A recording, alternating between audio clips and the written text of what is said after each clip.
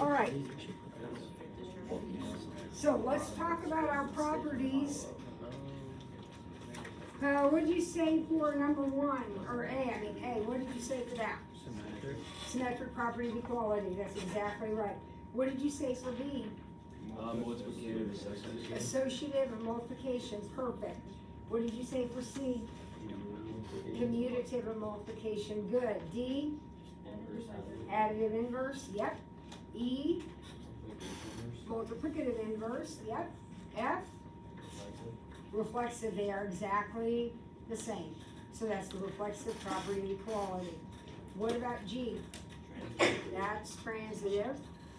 And what about H? Distributive. Perfect, perfect, perfect. Okay, so what question? I'll take a couple of questions. What questions do you have about the rest of these? On the quiz, if I wrote inverse of multiplication or whatever, does that work? You have to have inverse and you have to have multiplying. Okay, So so no matter what order, right? All right, what about the other problems? Is there one you got stumped on, you and your teammate?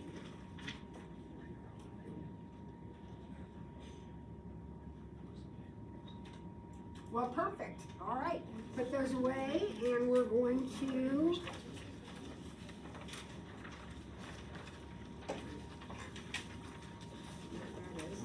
to start picking back up with our notes.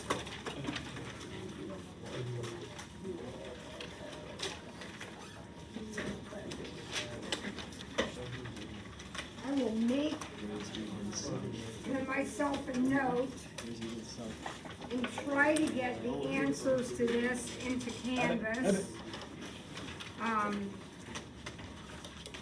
sometime today. I'm gonna try.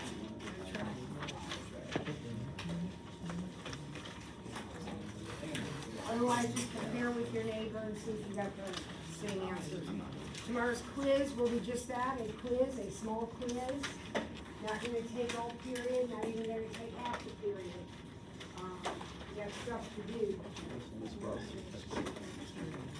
It's a little checkpoint to make sure you're keeping up with what's happening, because we're getting close to the end. All right, P7, letter B.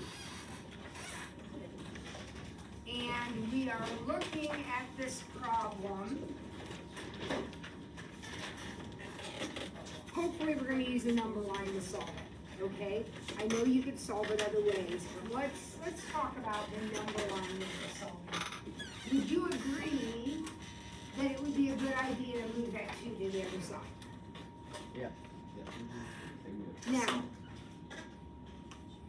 when I look at this problem, that looks backwards to me. I don't like that. Think about this for a second. If I had 6 minus 4 and 4 minus 6, as long as it's an absolute value, doesn't make a difference. Nope. So if I don't like this order, I'm just gonna turn it around.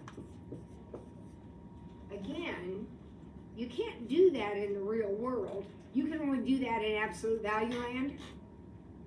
It's perfectly okay. It looks better to me when X is in front. Now, if I'm gonna use my number line, I can't have that coefficient there either. So I'm gonna divide the whole shebang by 2. And now my problem looks like this.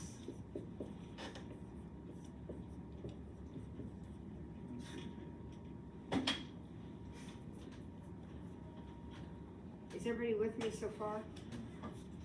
Now, what does this say? This says that the distance between something and 3 halves. So I'm going to put 3 halves, the number 3 halves. Remember, this has to be a subtraction. So 3 halves. The distance between some number and 3 halves is more than 3 halves.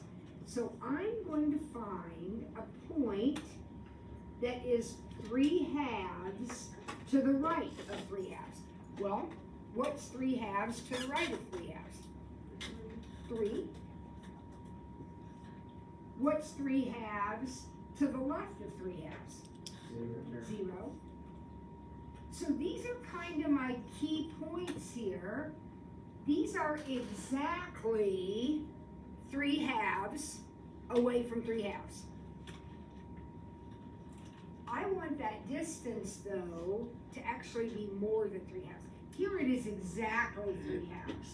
Where would I be looking if I want to be more than 3 halves? Outside. So the answer to the problem is negative infinity to 0. That's all this side over here. Or 3 to infinity.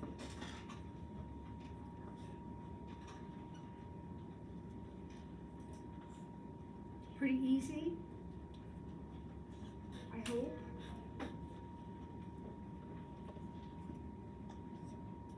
Now let's look at the next one and try to do it the same way. Try to do it the same way.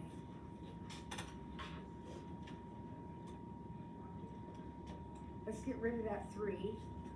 Because actually, would you agree that that is a coefficient on the x? That would be 1/3 x. I can't have that. So I'm going to times everything by 3. Perfectly legit. I wouldn't do it if it weren't. I'm going to get rid of that 3. Now, what does this say on the number line? What number is going to be my starting point? The distance between x and negative 2.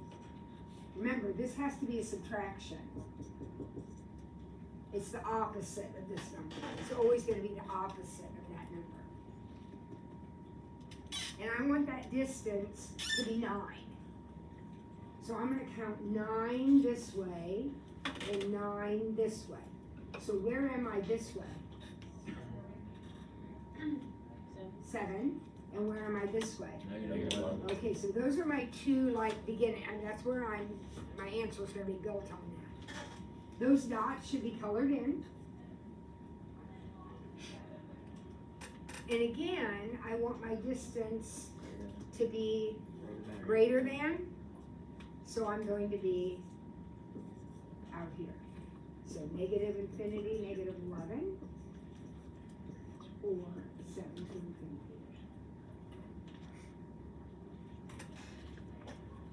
If the absolute value is less than the distance, it's inside, right? In between the two dots. Yep. Because keep in mind, Cole, this is where the distance is exactly 9. Mm-hmm. If you want the distance to be 8 or 7 or 6, right? It's going to be in Since between. it's greater, it's got to be more than 9 Got to be away. 10 Okay. or whatever. That makes sense. All right. Now we're switching gears. Before we do that, let's see. I don't know if you have room anywhere on your paper there. Let me just throw another one of these up here real quick, and let's make sure that we'll do a less than since we haven't done one. Let's just try this, okay? So just extra examples, squeeze it in there somewhere. We're trying to do it with a distance idea on the number line. So what's probably the first thing you're going to want to do? Divide everything by 2. So now your problem says this. Now, where are you starting on the number line? What is going to be your beginning point? Negative 5 halves. And then you're going to establish boundaries out here by starting at your negative 5 halves and counting 7 halves. So negative 5 halves plus 7 halves would put you at 1. And negative 7 halves minus 7 halves would put you at negative 6. The dots are going to be solid. This is where the distance is exactly 7 halves. I want it to be less than 7 halves, so I'm going to shade in between. And my answer will be negative 6.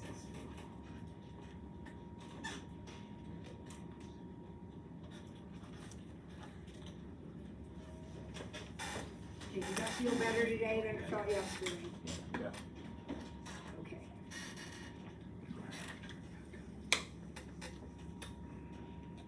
X squared minus x minus 12. Obviously different problem, no absolute value, different problem. Take a wild guess, what do you think you're gonna do? We're gonna factor, absolutely, we're gonna factor. And how does it factor? X minus 4x plus 2 is 3. Minus 4 plus 3? Yep. If we don't get it factored right, we're not gonna get the right answer. So, you know, this is an easy one. If it's a little harder one, make sure you're checking your factoring. Foil it back together and make sure you've got your factors right. Okay, I'm gonna draw a number line. And just like before, I'm gonna put 2 dots on that number line, just like I did over here. Where do you think those 2 dots are gonna be? Negative 3 and 4. They're gonna be at negative 3 and 4? Yeah. Everybody okay with that? For some reason, the AP curriculum is all hung up on building what we call sign charts. So this is what we mean by a sign chart. And if it's a free response question, you're writing all this out, and they want to see a sign chart, this is what you'll show them. So pick a number over here. So any number over here, what do you want to pick? Negative 5. Negative 5. All right. If you put negative 5 into your problem, in for x, you'd have negative 5 minus 4, which is negative, and you'd have negative 5 plus 3, which is also negative. Which means the product of those two, this would actually be a positive result. Now, we want our product to be less than 0. Is that going to work? No. So that this section is not going to be part of our answer because it turned out to be a positive product. All right, well, what about in here? What would be a number in here? This is negative 3. What would be a number in here? 0 is awesome. I love 0. So put in 0, I get a negative and a positive. If I put zeros in here, what happens when I multiply those? I get a negative. Is a negative what I wanted? So this is shaded.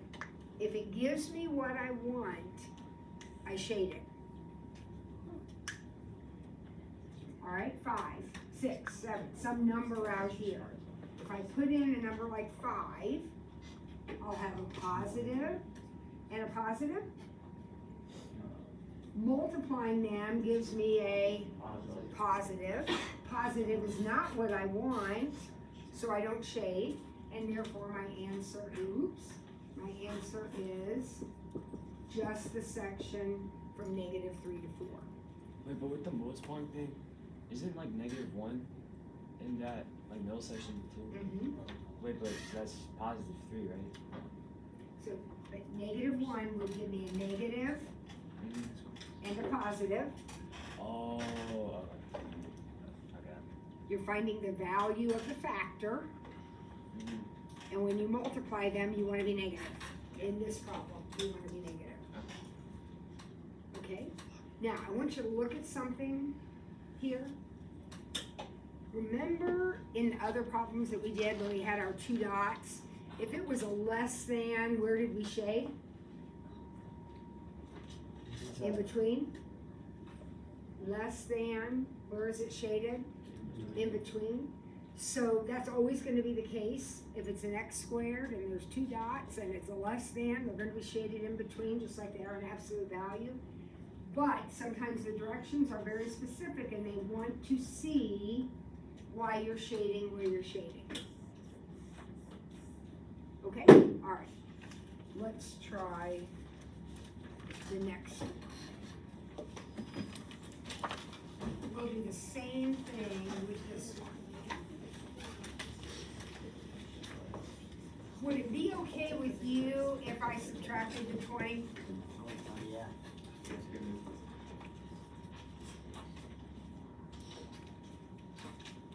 Okay? All right. Does this one factor, I hope?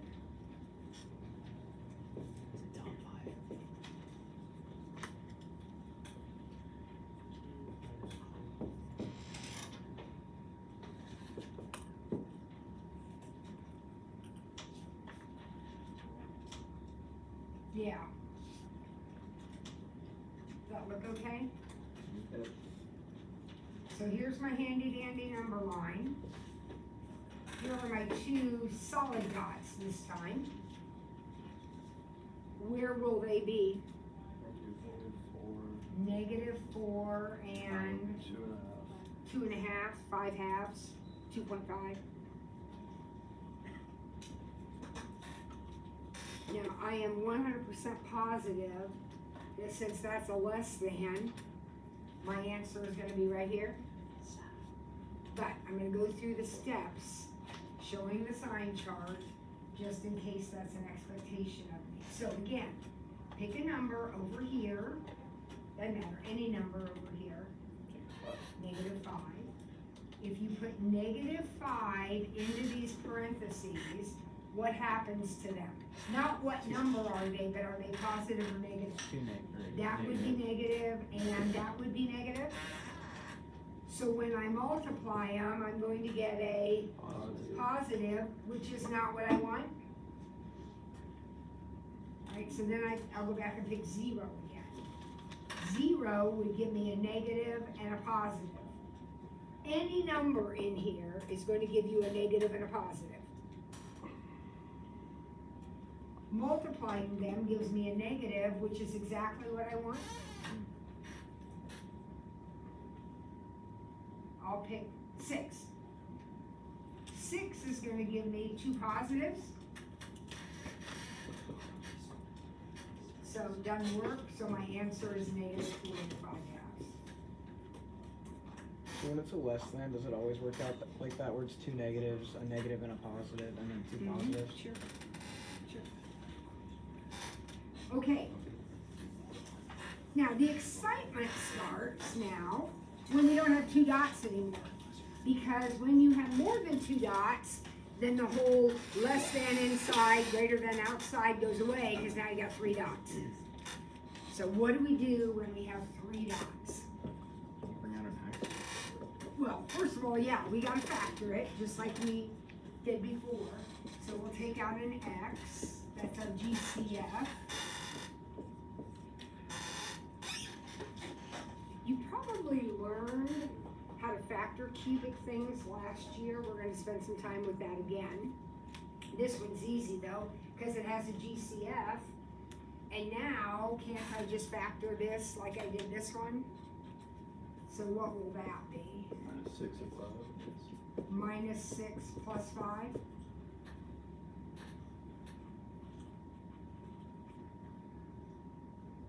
Good? So here's my number line.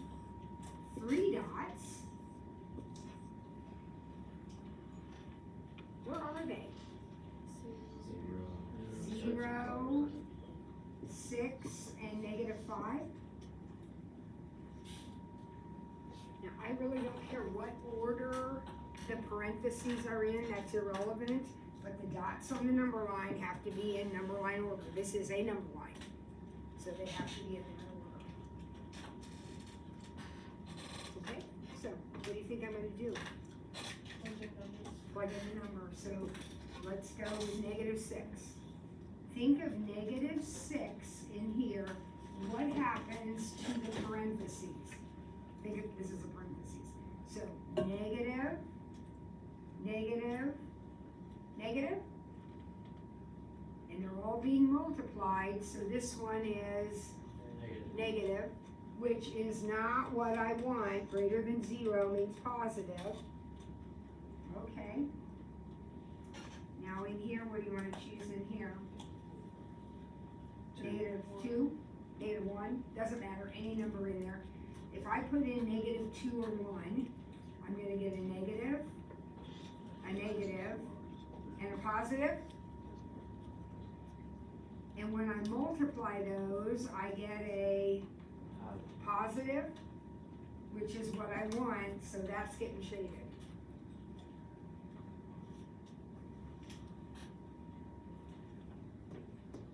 For positive, negative, positive.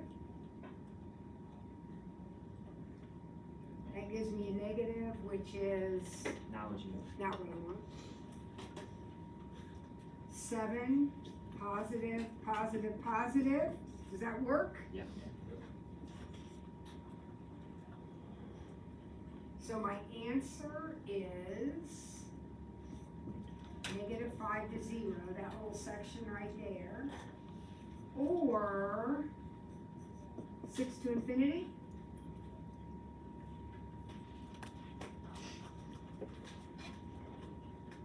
Now, another little observation is that as long as you have single factors, in other words, as long as you don't have something like that, that screws everything up.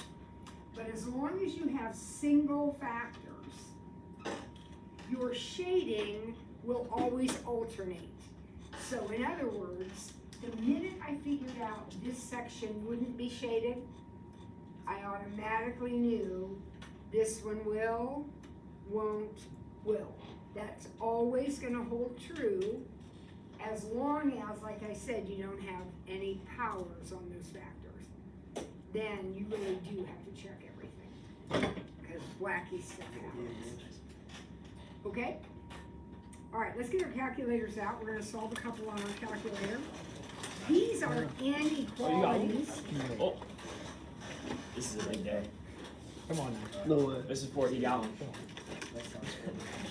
Well, wonders never cease. Okay, so I'm going to zoom 6, because I don't know what I can do with my calculator. And that way I know I got just a standard window. I'm gonna clear out everything that's in there. And I'm gonna type x squared, oops, x squared, minus 4x plus 1, and hit graph. Did you get a little parabola opening up that crosses the x-axis in a couple of places? Here and here? Those should actually be close-in dots. Is that what yours looks like? Now, Mine's making the graph, and then it says error syntax. well, a syntax error means you typed in something wrong.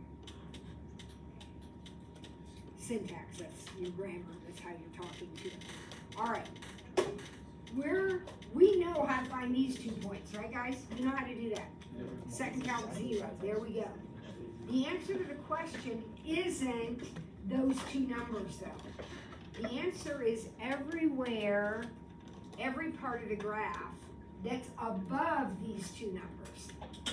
So I still need to know these 2 numbers, but my answer will be that piece and that piece, right? So I'm gonna get an answer that looks like this one. Would you agree with that? All right, let's find those 2 points and write our answer.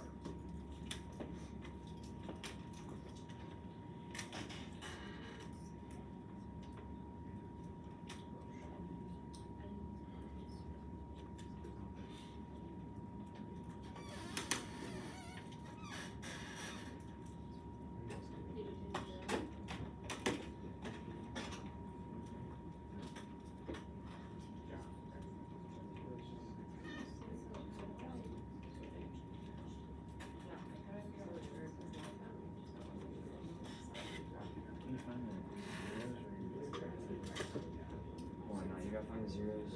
You got a bunch of crap down here. Yeah. Now I should organize this. Yeah, you gotta make sure everything, all of this cleared out. Thank you. All right, who's come up with some points? What did you get over here? 0.268. 268? And this one was? 3.70 and 3.2. How do those look? I didn't do it. Does that look okay to everybody? Yeah. So when you write your answer, negative infinity, 0.268, or 3.732, positive infinity. These are inequalities now, so you need to make sure that you're answering in an interval, not just x equals. We okay? All right, we got 2 more. Let's do them both, see what we come up with. B and C.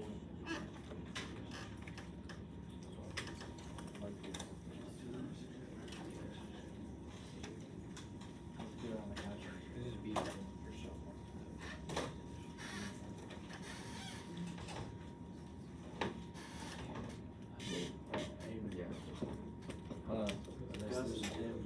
Gus is He was so done good. with that problem so fast. What?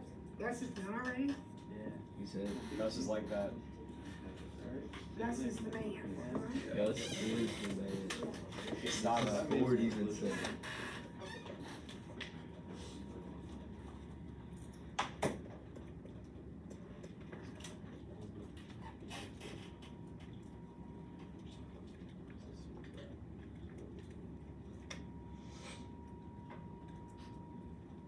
Oh, no wonder he got done with this one so fast. Tell me about this. Alex? There's none that are below 0, which is why they're, which is the, greater than 0. Yeah, less than zero, Or less yeah. than 0. So nothing is underneath here, so the answer to that question is no solution. Now, if this had been a greater than 0, then it would be negative infinity to infinity. It would have been all of it. But this one is nothing. Okay. Let's try this one.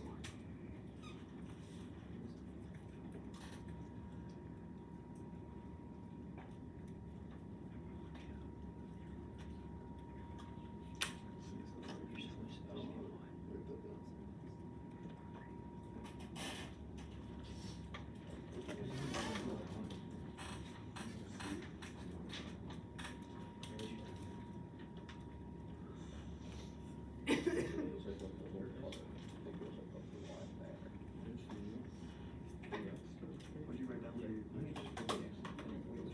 Oh, shoot. Now, to get a decent picture, I had to mess with my window a little bit.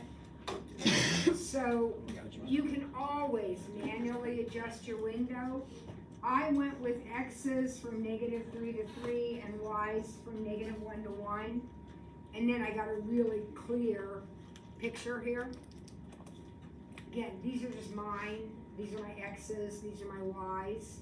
And it opened up my picture.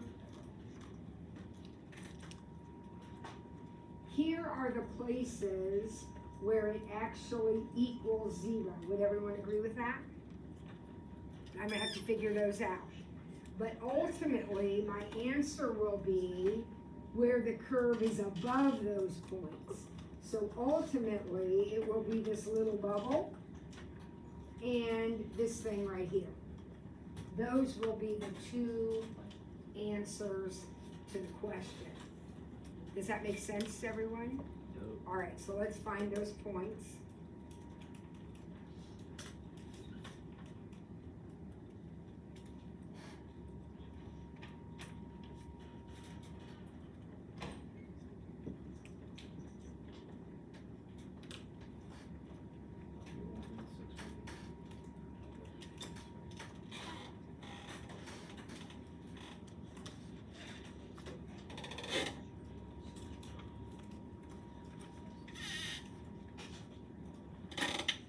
Ooh, I got -1 for one of them. I love it when I get rid of it.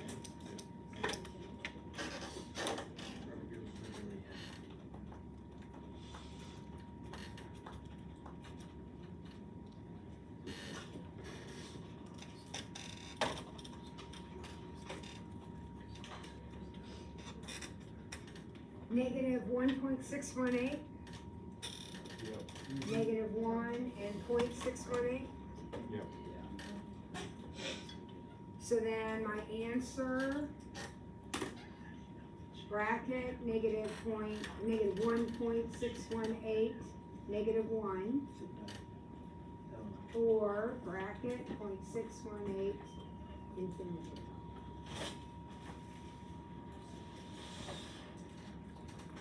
If I'm using my calculator, could I have as big and bad an equation, could I have an x to the 4th, an x to the 5th, wouldn't make any difference, right? because I calculated.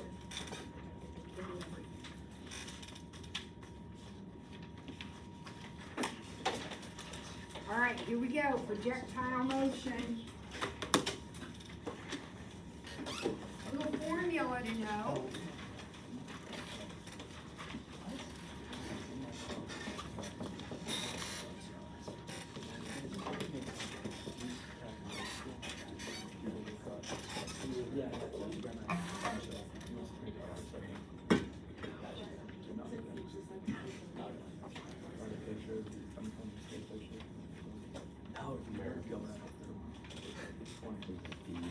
Looks a little like physics. Just in a different unit. So this means whenever you have a sub-naught, that's a zero. We call it sub-naught.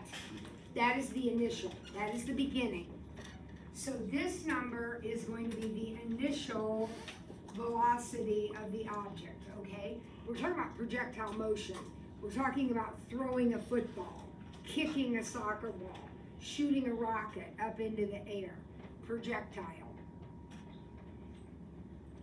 This means the initial height. So obviously, if I am shooting a firecracker from the ground, the initial height would be 0. But if I'm standing on top of my house, then it's, I don't know, whatever my house is, 20 feet or whatever. Okay? -16 is a gravitational constant that we use if we are measuring in feet. If we're measuring in meters, we have a different constant. Is this guy a feet problem? Yes. All right. T is time in seconds. And h of t is the height at time t.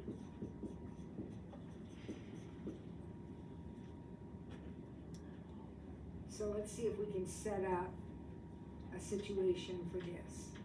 A projectile is launched straight up from ground level with an initial velocity of 256 feet per second.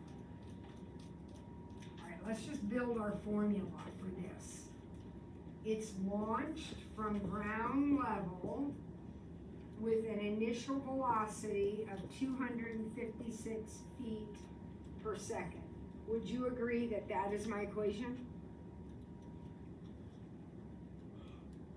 I think so.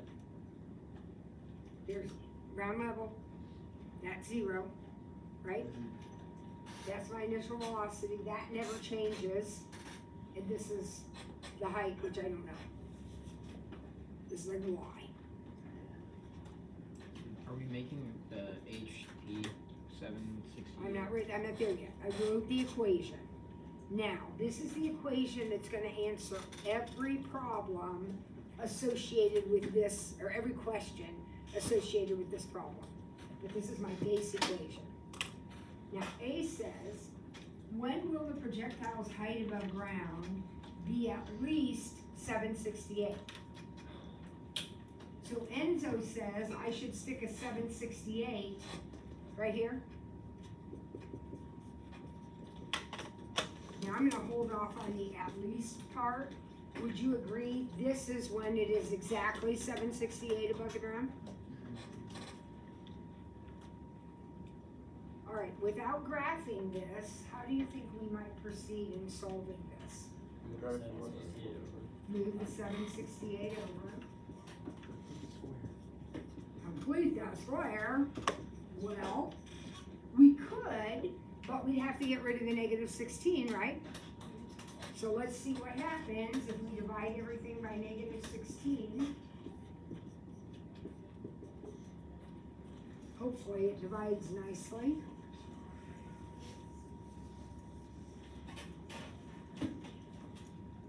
Zero equals t squared minus 16t plus, oh Lord, what's 768 divided by 16? 48. 48, that's lovely. Yeah, you wanna complete the square? That would be great. This also factors kinda handily, but we haven't completed the square in a while, so let's go ahead and do it. T squared minus 16t equals negative 48. What am I adding to both sides? 64. 64. Half of 16 is 8 squared is 64. So t minus 4 squared. Now that t minus 8 squared It's always gonna be positive. equals, what is that? 16. So t minus 8 equals plus or minus 4. Yeah. And t equals 8 plus or minus 4. So, wait a second, I got two answers. I got 12 and 4. Did I make a mistake? No. Why would there be two answers to this problem, Mr. DeBroda? Because one's like as it's going up, and the other one's when it's coming back down. Exactly. Remember, whatever this thing Sure is, counts. we threw it up and it's gotta come back down. At some point, it's 768 feet above the ground. That happens right here and right here. Now, what did the question say? When will it be at least 768? These are the two places where it's exactly 768. So what does at least mean? Or above that? Yeah. So what is the answer to part A? The interval from 4 to 12?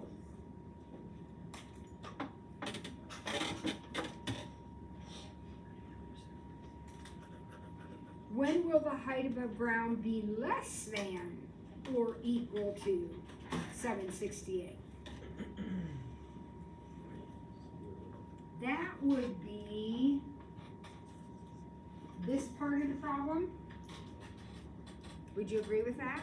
The open brackets though, right? Well, no, it says less than or Oh, less equal than or equal to. So that one would be 0 to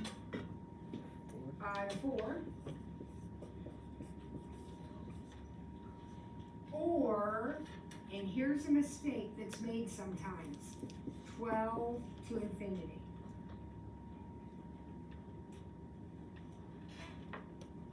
In a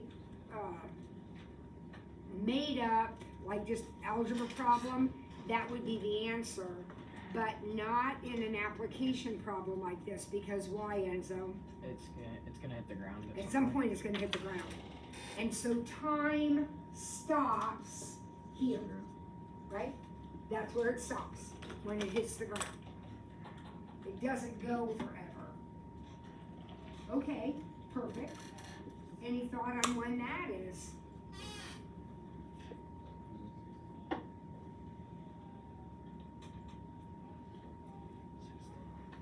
I heard somebody say something. Scout? 16. Would it be 16? Scout says he thinks this is 16. Now remember, this was 4. This was 12. What kind of an equation is this? Quadratic.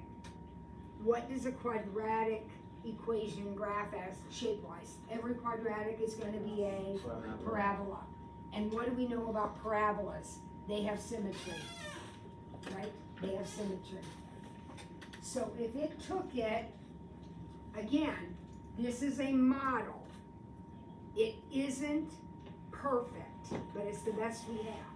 If it took it 4 seconds to get up to this point, then it's going to take it 4 to get down. Or you can think about, there's your line of symmetry. Would you agree that's what x is 8? And if that's 8, then that's got to be 16. So this should be a 60. Does that make sense to everyone? Alright, I'm gonna stop there.